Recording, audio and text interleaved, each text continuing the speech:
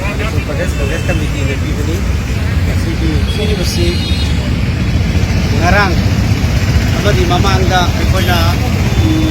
relief campsing masida ako'y na satpa visit tawba aduga din ngarang na ako'y fuwala ako'y IDP sing na laifam ako'y prefabricated ako'y housing saba fuwala amasung saiton masida ako'y district administration sepo amasung police housing corporation puna ako'y Manipur Pradesh Congress Committee ga puna yengin batsat pada leirami ba fibam ji thokna ako'y hairiba construction ji work order su yaudana saramne then adagi tender su tawdana ako'y tawdana the official oina construction ji tawramdaba aduna maram oirkanda ako'y governor rule hek lakba ako'y sida gi thabak si suba lepre tha taru amuksi huji IDP singi ako'y prefabricated houses haba lepre masi lepki basina maram oirkanda matam irang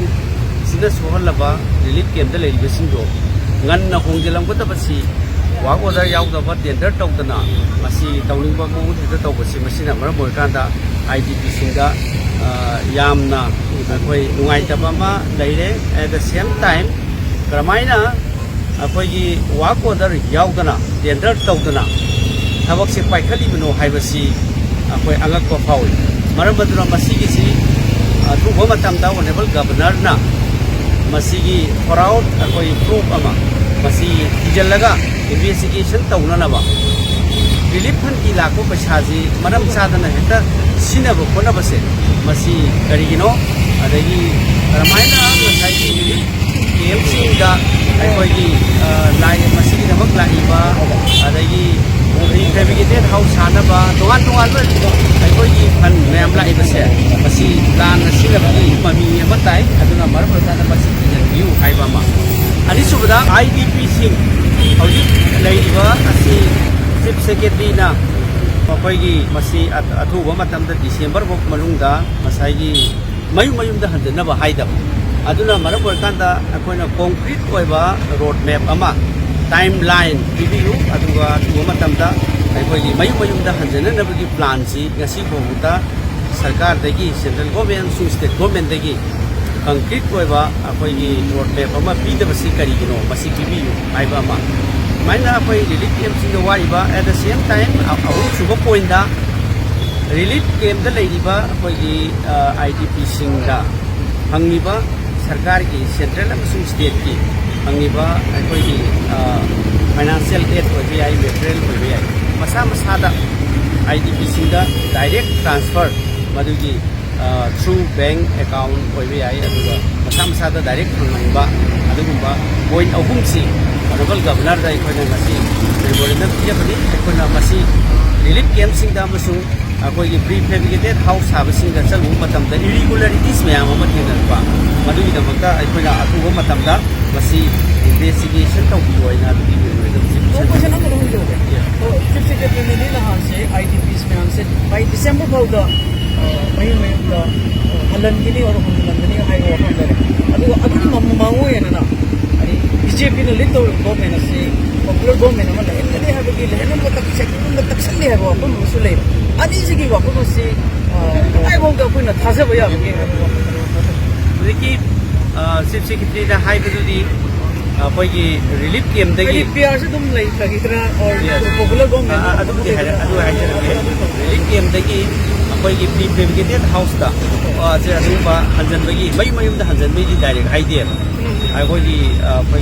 hongdokkinaraba haibado aduna mayum da directly original home da hanjananaba adugi ako'yna kanna masigi road map ama pibiyu hairisi or hojiki popular government ama lainabagi haibasi masigi BJP na lepkadabani maramdi makoida masing honorable MLA sing ako'y majority lai adagi central government na state government na haibasi state government ki BJP na haibasi tadi haina law aduga maram maduna masigi ako'y BJP amasung state ki BJP MLA sing na masigi lepkadabani ako'y di popular government ama leiraga tawbasu adu phai adu irangsi masina maram orkanda central government kari lauri bano amasu adai state government ki asugi pokoina kari khanari bano haidu di miyam su angan dabnina koi haidu ngam PR sum leitare se thabu are si irang se na maram moraga central government sum sangdara ini habagi wakhan le congress ki di koi ngana haikre president rule di matung da su development si mu udi adu ji tha taruk mapung pharaka dore aduga hana sarkar popular government le ge su irang si sahi ani hana losinba koi ngam gidre maram aduna praja sing na BJP da thajaba thamdi amasung makoi de ya sam ta taw even the relief camp da lei ba sibak phadana koi miyam gi thabak si government na taw bo ude maram aduna ai koi na masi sarkar popular government su sem bangam draba adagi shanti su porok bangam draba even after the imposition of the president rule masida su akoi lei ni ba development se porok bangam drabani na simply si dissolve to una phai haina koi an haikre aduga fresh election to una agani miyam gi anuwa fresh mandate ama lauraga laibak sidai da shanti hanjalakna na ba IDP singi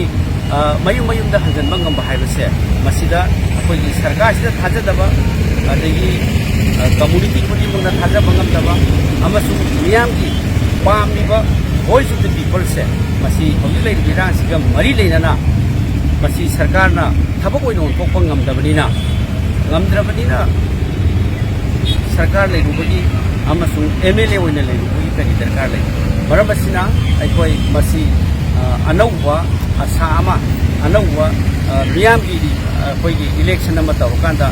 koi gi fresh election tawna hena pagani haina aikona minor congress party gi hana su pungdok kai thank you